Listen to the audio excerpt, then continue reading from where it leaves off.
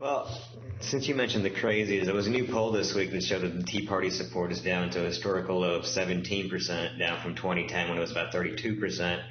You know, why is it that Ben Carson and his evangelical viewpoint and Donald Trump and his nationalistic viewpoint resonate with so many people, yet it doesn't really, I mean, with so many people that are allowed on the internet and want to vocalize all this, but it doesn't seem like it's really resonating with a large majority of the country. Are we nearing the beginning of the end of the Tea Party, and are they really still relevant, Peter? I guess you don't read the comment section on Latest.com because it seems like there's a fair number of Tea Party supporters that jump in there here and there. That's what I mean. You know, they're the loudest. part of that is the thing, though. Very few. You know, I think a big part of it, and then I'm sorry, I'll yield to Josh. You know, it's just the idea first that these surveys focus on these button words, and so.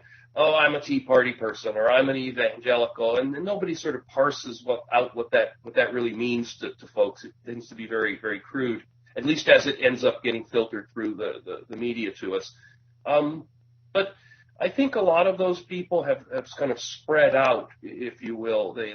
A lot of the early Tea Party support was based on some odd notions about reducing taxes and shrinking the size of government. And I think that has sort of changed. I think a lot of the hardcore Republican voters, the crazies that Josh referred to, you know, now have sort of turned away from the tax thing. And I mean, this is where the whole idea came from. Tea Party was, you know, the Boston Tea Party during the American Revolution. You know, now they've turned to the anti-gay, anti-abortion stuff. Obama's a Muslim. They're going to take our guns away. You know, fill in the crazy thing of your choice. So it doesn't surprise me that a survey shows Tea Party support is down, but I suspect most of the people who previously identified that way are still out there, still firmly on the Republican side. They may just be picking up different labels. But I'm sorry, Josh, I cut you off there. The only point I was going to say is that I think that the, you know, just like the Freedom Caucus in the House of Representatives is a relatively small number of Republican representatives, there's enough of them that they have the power to stop things from happening, maybe not make things happen. And I think that's sort of a nice metaphor for how it is in the real world with conservative media. Because, you know, Fox News, it's you know, right slant, varies when whoever's on the screen. You know, if it's someone like Bill O'Reilly, it's not as far to the right as if it's, you know, Hannity. Then it's but even those guys are too mainstream for, his name's escaping me. The guy from Iowa who wants to make criminals slaves. I can't think of his name. But these guys that are ultra conservative, they are very powerful in that they hold the media in a way that, or at least the attention of the type of voters Republicans want to get, they control their opinions. You know,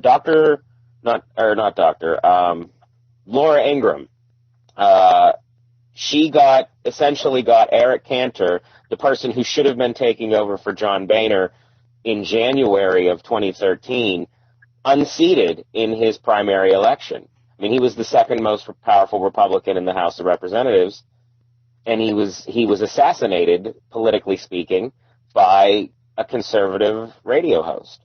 So the fact that the conversation that conservatives are having amongst themselves is, the rhetoric is ratcheted up so high, to have any chance of being elected, you have to appeal to that lowest common denominator. Obama is a Muslim. He's coming to take our guns. If only we could, you know, spread the blood of patriots on the tree of liberty, or whatever that stupid quote is. Eric, we often talk This is about what always bites. Go ahead, Peter. Oh no, I'm just a quick follow-up. I mean, this is what always bites the Republicans in the ass.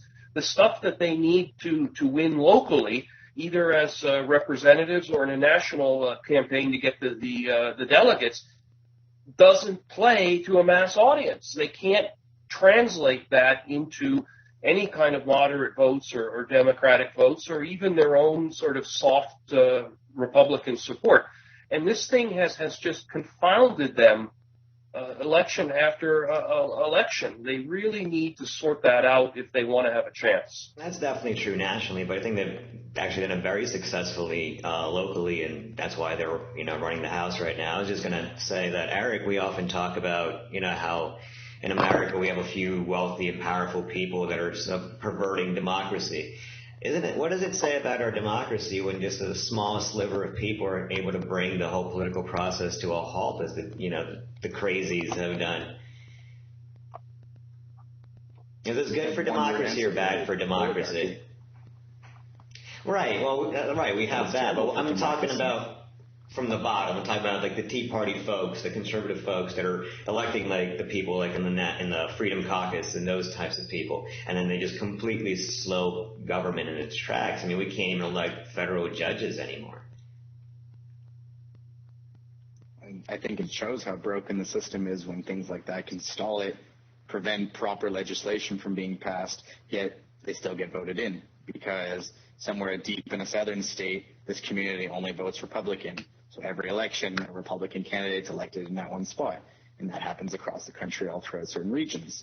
And then they have enough people representing them in Congress, and they're able to filibuster or block legislation any way they see fit. And I think that highlights that there is a massive problem with the system. And barring Bernie Sanders' political revolution, what can we do, though? Because time and time again, we still vote these people in, or we're faced with an even worse situation where both candidates are terrible and possibly agree on certain things that we do not like, and there's nothing we can do. It's pick the best of the two, and in the case where both are bad, how do you choose?